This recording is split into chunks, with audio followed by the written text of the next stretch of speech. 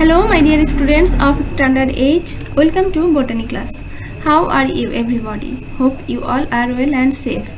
Today I am going to discuss about the last portion of chapter 4. So today's topic is pollination, fertilization, fruit formation and germination. Now let's see the pollination process. Pollination is the transfer of pollen grains, and you know that every fertile stamen contains an anther. Inside the anther develops the pollen grains. At one time, the anther bursts and pollen grains are carried and attached to the stigma by insect, air or any other agent. Have you seen pollen grains? If you rub your finger on the stamens of Androecium and observe a kind of yellow orange color powder like substance must stick to your finger. This powder like substance are called pollen grains, and pollination occurs through the pollen grains. Now let's see the definition of pollination. The process through which pollen grains are transferred from anther to the stigma is called pollination. There are two types of pollination: self-pollination and cross-pollination. First one is self-pollination. Everybody observe the figure. In the figure, inside the anther pollen grains produced, and from the anther pollen grains are transferred to the stigma. Self-pollination. The transfer of pollen grain from the anther to the stigma of the same flower or a flower of the same plants is called self-pollination. Self-pollination takes place between two flowers having similar nature. So the plants that produce from these seeds have got the character just like the mother plant. In this way, the heredity character remains similar. That is, it maintains the purity of species. In the second figure, pollen grains are transferred from one flower to another flower.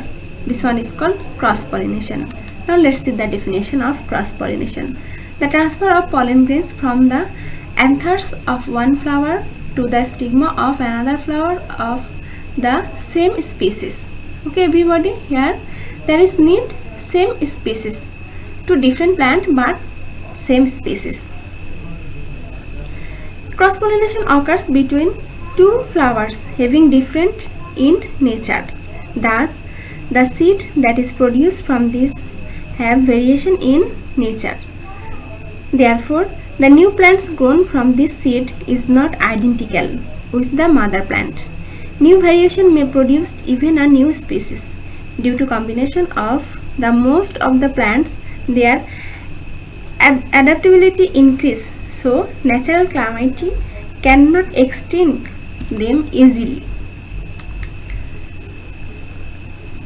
Now let's see the agents of pollination. In cross-pollination process, for the transfer of pollen from one flower to another flower, there needs some agents. These agents are called pollinating agents or carrier, and the carrier which carries pollen is called the pollen carrier. So we can say that the carrier that carries pollen from anther up to the stigma is known as pollinating agents. Air, water, insects, vampire, snail, birds, and even humans may be the medium of pollination. To consume nectar from a flower or after attraction to the charming color of the flower, the carriers travel from one flower to another flower. When the carriers sit on the flower, the pollen grain attached to it. To obtain the aid of the carrier, some plants' adaptations are remarkable. Everybody observe the figure. In most cases, at the time of collecting nectar, pollen grains from one flower is transferred to the another flower by insect. This is called insect pollination. And the characteristics of insect pollinated flowers are bright color, petals are sweet scented with nectar, pollen grains and stigma are sticky. Second one is pollination through wind. In many plants, pollination occurs through the wind. When pollination occurs through the wind, they are called wind-pollinated flower. And the characteristics of wind-pollinated flowers are the flower has no fragrance and can easily wander in the air, and their stigma are branched and sticky and sometimes feathery. Branched stigma will attain pollen from the air.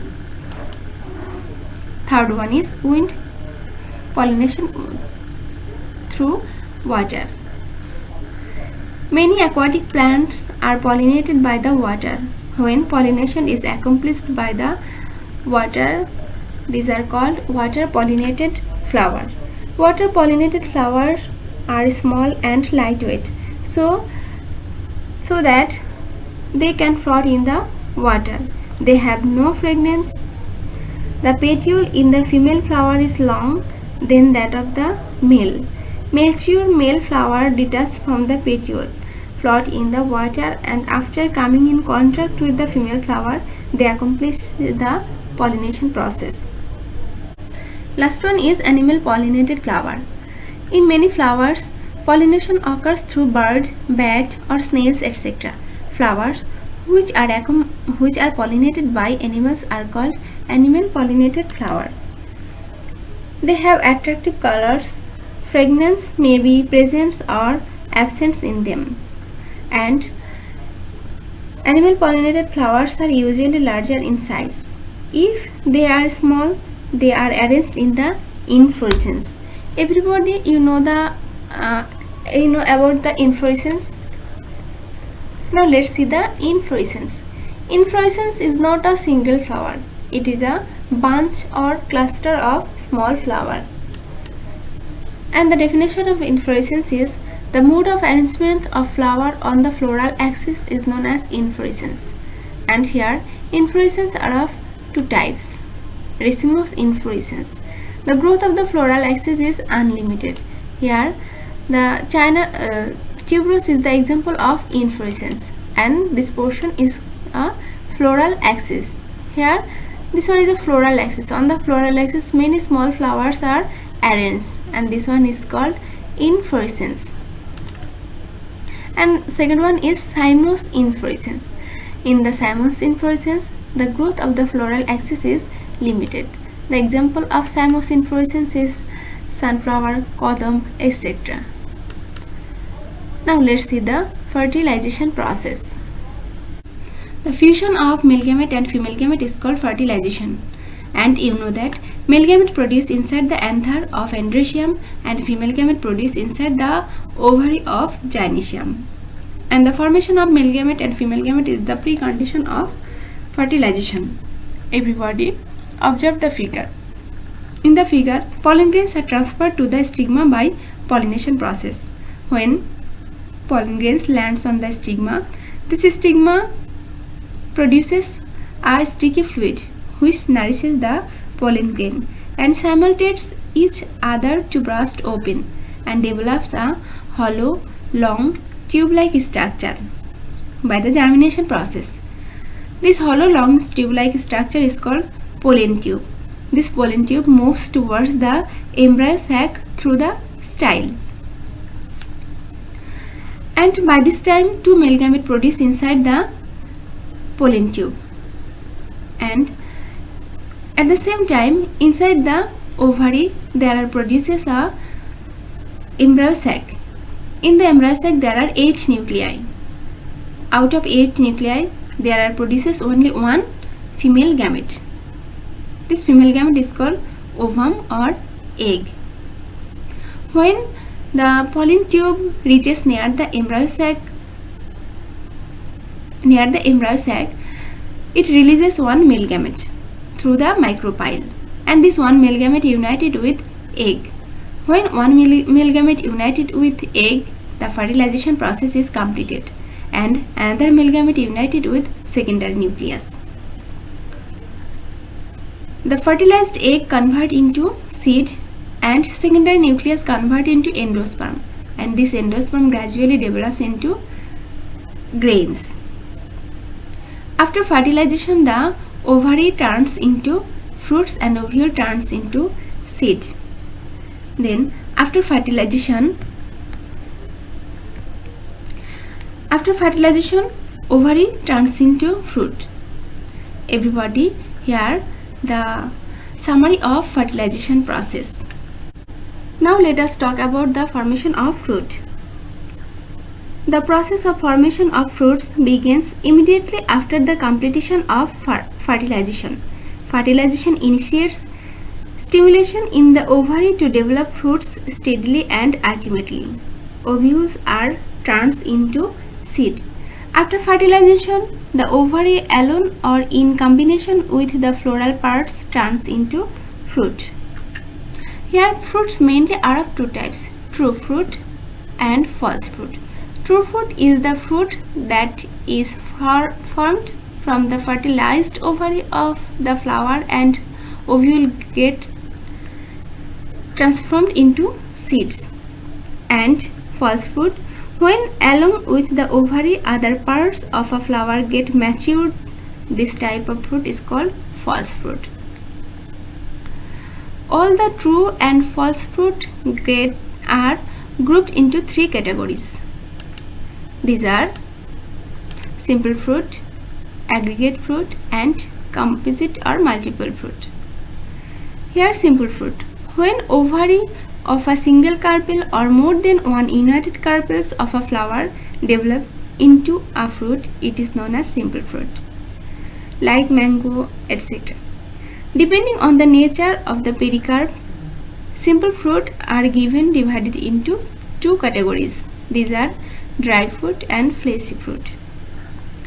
Depending on the pericarp, here pericarp means outer layer of fruit. Fleshy fruit. The outer layer of the fleshy fruit is thick and succulent, like mango, and the outer layer of the dry fruit is thin and dehiscent pericarp. This one is the lady's finger beans, the example of dry fruit. Then aggregate fruit. When the fruits develop from the combination of several ovaries with many free carpels of the flowering, it is known as aggregate fruit. A cluster of fruitlet is produced at a time and placed on a single stalk. Example, grapes. And multiple fruit. The example of multiple fruit is a jackfruit, pineapple, etc. When all the flowers of an inflorescence together form a fruit, it is known as multiple fruit. Now let's see the structure of seed. Everybody observe the figure. This one is the germ seed, and the outer wall of the germ seed is called seed coat. And the lower portion of the seed there is a small pore. This small pore is called micropyle. Through the micropyle, when germination occurs, the radicle comes out. And this figure is the inner portion of gram seed. And at the joining part of two cotyledon there is a white color substance, a white color structure. This white color structure is called embryonal axis. And the area of embryonal axis which attached to cotyledons, this one is a two cotyledons, is called nodal zone. The upper part of embryonal axis above the nodal zone is called epicotyle, and the part below the nodal zone, it is known as hypocotyle. The upper apex of embryonal axis is called plumule. This plumule turns into shoot, and the lower end of the embryonal axis, it is called radicle.